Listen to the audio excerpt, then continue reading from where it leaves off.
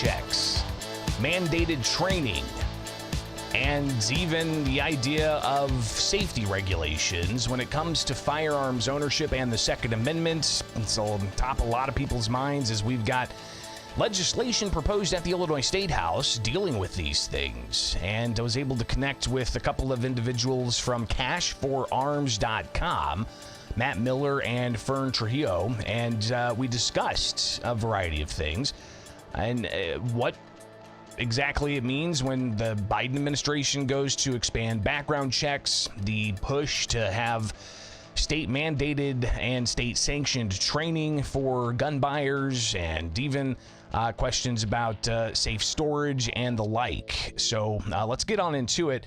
Matt Miller, he is the CEO for cashforarms.com, and we also connected with Fern Trujillo, who is the retired law enforcement officer. They both explain themselves, who they are, and where they're coming at from the Second Amendment space. Yeah, thanks. So Matt Miller, CEO here at MCM Retail Group, which is the owner of firearmland.com and cashforarms.com.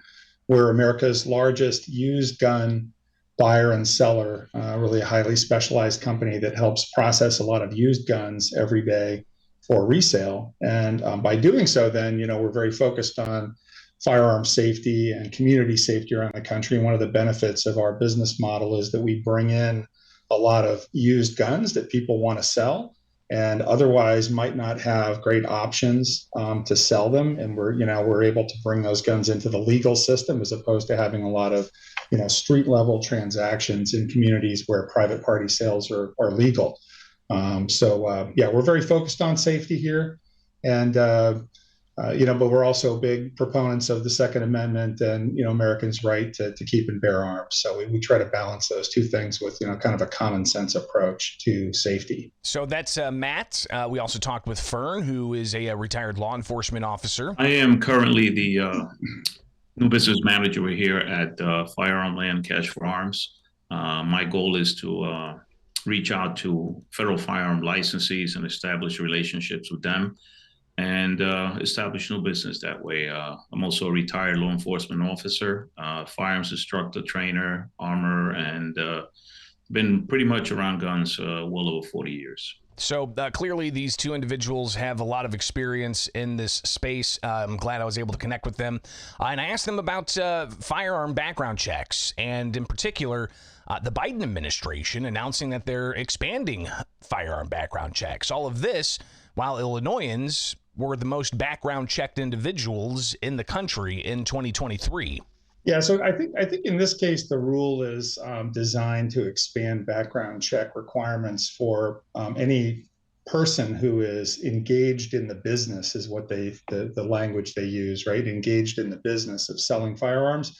And this is kind of at the heart of a long-growing debate over, what is a gun dealer and, sort of what separates that person from someone who just wants to sell private firearms, on the open market.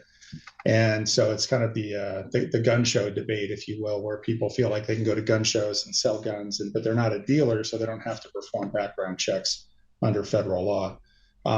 To me, as an FFL, I do think it's important to have background checks for gun buyers. In Illinois, obviously, having a second state background check. And then with, I think there's current proposed legislation in Illinois for even adding a third background check. That seems to me to be kind of asinine, and I don't get the point of that. It's an example of an area of law where there's already a restriction in place under federal law, and we see a lot of what appears to be more kind of political grandstanding and patting, the gun control lobby on the back for passing the same types of laws, in some cases exactly the same requirements at state or local levels. And I think when you look at guns crime statistics across the board, and in states like Illinois, where you have some of the most restrictive gun laws in the country, you don't see a manifestation like an improvement of gun safety through those efforts. I think a lot of Illinoisans feel that, especially knowing that the state's the most background checked state in the country in 2023, but yet the headlines out of Chicago continue to mount of violent crime and lives being taken. Fern, being a former law enforcement officer, his take on background checks. I come from New Jersey originally, a state that has dual background checks. The issue, in my opinion, is the background checks, what they call the background check loophole, is overly exaggerated. Law enforcement as a whole is not against firearms ownership. We are for rightful firearm ownership. We want the right people to own firearms. Background checks do help if they're run properly.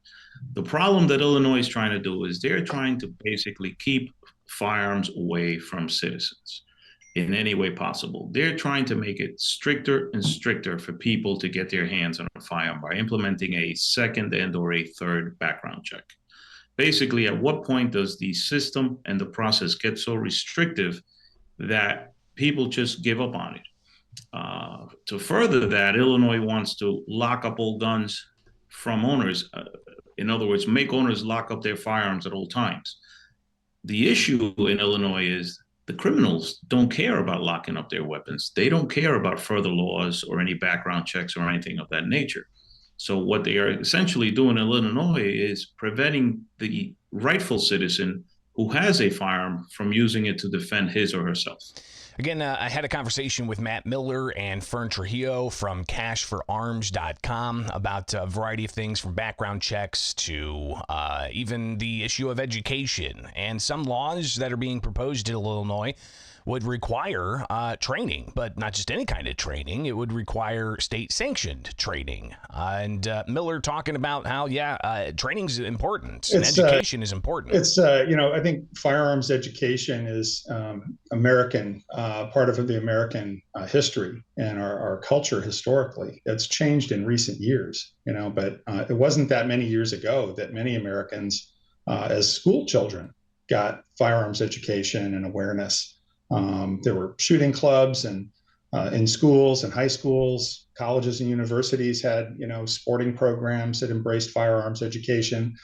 I think building a pro-gun culture, we certainly have a gun culture in this country, right? Even a lot of the liberals that love to hate guns and ban guns are the same ones that control Hollywood and music entertainment where guns are glorified, all the time to sell products. So we already have a gun culture. What we don't have is a gun safety culture. We don't have a gun education culture. Instead, the education system has, the head in the sand regarding guns. Keep guns off campus. We don't want guns on campus.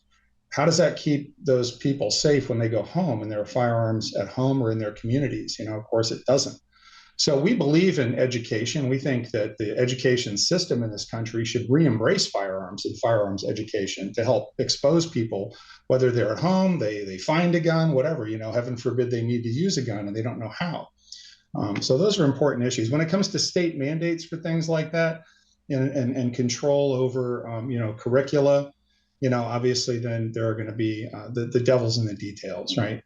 The fact of the matter is, Greg, and you know this, I'm sure all too well, 13% or so of homicide using, by firearm involves a legal gun, 13%. The vast majority of homicide by firearm involves illegally possessed guns. So no matter what laws are passed and, measures are enacted to prevent law-abiding people from collecting the kinds of guns they want to collect, owning for self-defense so that they're not at a disadvantage if they're ever the victim of violent crime.